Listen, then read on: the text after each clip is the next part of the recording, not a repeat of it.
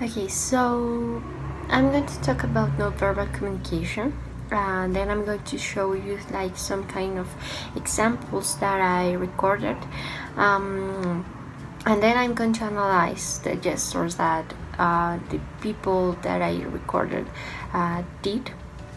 But well, first of all, nonverbal communication is actually like like a process of communicate, but with your body. The messages that you uh, send to others is not about verbal, so you do not use words, but you use like your gestures, like your hands, like your face expressions, and so on. So that's why it's really important to know how non-verbal communication works. Bueno, listo, listo. Sí, claro. Claro que sí. Okay, so in the last video, the previous video that you saw in Transmilenio, that was me, and that's the like the space that I really want to have when I'm in Transmilenio.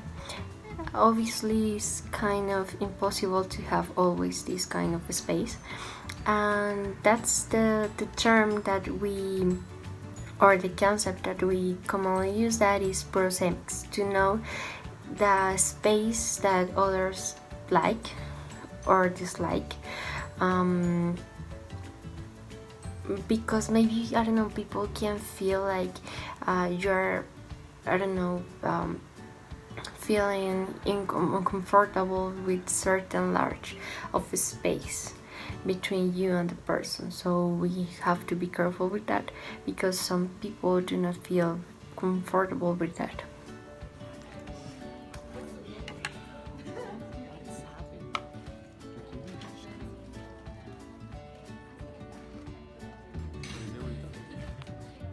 So as you see in the last video, there are some kind of expressions, facial expressions, that we tend to use in order to send a message, or actually like with our body, with your hands, with your gestures. We tend to use it a lot, and it's really commonly here in Colombia.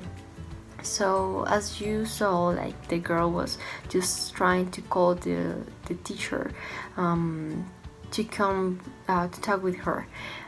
So I think that she used a lot of gestures with her face in order to express something, and you see that she didn't use a lot of her mouth. She just used like her hands and her face in order to send a message to the teacher.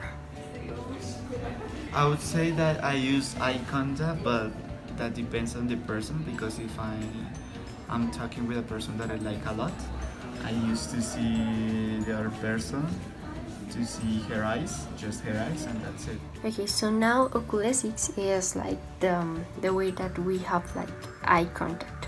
In the previous video you saw like my friend talking about eye contact, but I didn't record him because just the information about eye contact, I just made an interview because to me it's very funny the way that he never look at me at the eyes. He always tried to avoid his eyes, but I don't know why he does that.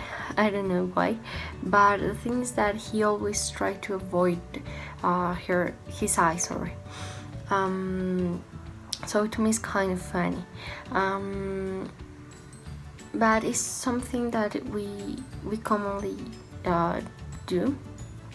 For example, when I'm nervous, I always try to avoid eye contact, or when I'm seeking information in my brain, I always look at I don't know why, but I always look at the sky or something like that. It's kind of funny, but that's the way that we use this term, like oculesics, to avoid eye contact or just have eye contact. And the last but not least is haptics. Haptics is like the contact with your, like contact physically. And this one I think that is really important because it's the way that almost in real life we really do.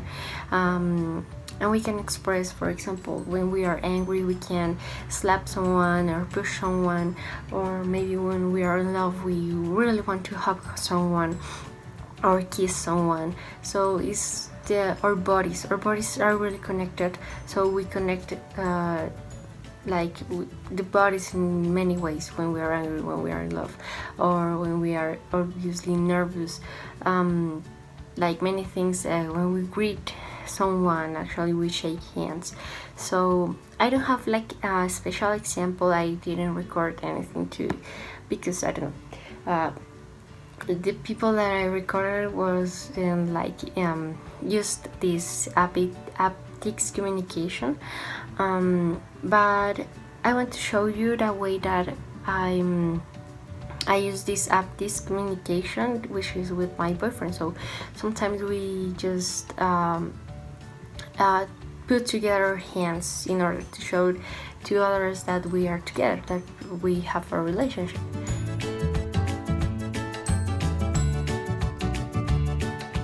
Okay, so sorry about the last photo. It was just because I really wanted to show the way that we have some contact, like physical contact, as communication. But well, now about the teaching communication, I think that is really important to know that, because me as a future teacher, I think that it's really important to know this kind of tips. But it depends on the public. For example, I have heard a lot of ways that we can use our hands in order to show the children like things that I agree and things that I disagree with them. For example, if my answer is no to some requirement that they have said to me, I don't think that I have to do is no. So they are going to know that this way to move my hand is no. So I can even say no, I just want to say and the movement on my hand, so they will know that is no. And the last one is just stop. We say just stop. For example, if they are so annoying, we can say no, stop. You can combine both. Actually, there are one that is very normal to see, which is when we count, and when we count to 3, they should be all in their desk, or they will be quiet. There is another one that, for example, they want to go to the bathroom, that they can raise their hand in this way. So they won't say like, teacher, may I go to the bathroom? The only thing that they will say is just like this, teacher, and raise their hands with the fingers crossed. And the other way is that if they were water or something like this, they just want to say like this, raise their hands like in the form of the L or something like this, and they will show it to me that all the teachers that they want to go to that they want water. I'm sorry. So there are different ways to show them, and also to them to show us as teachers, like gestures and movements. And actually the most important, eye contact. We should have eye contact. When we disagree with them, we can see like, when we are so annoyed, we can be quiet, but without like an eye contact very very strong. Like this, like, I don't know, I can do it, but it's kind of that because also my mom is a teacher, so I have seen her a lot of like doing this kind of things, so it would work.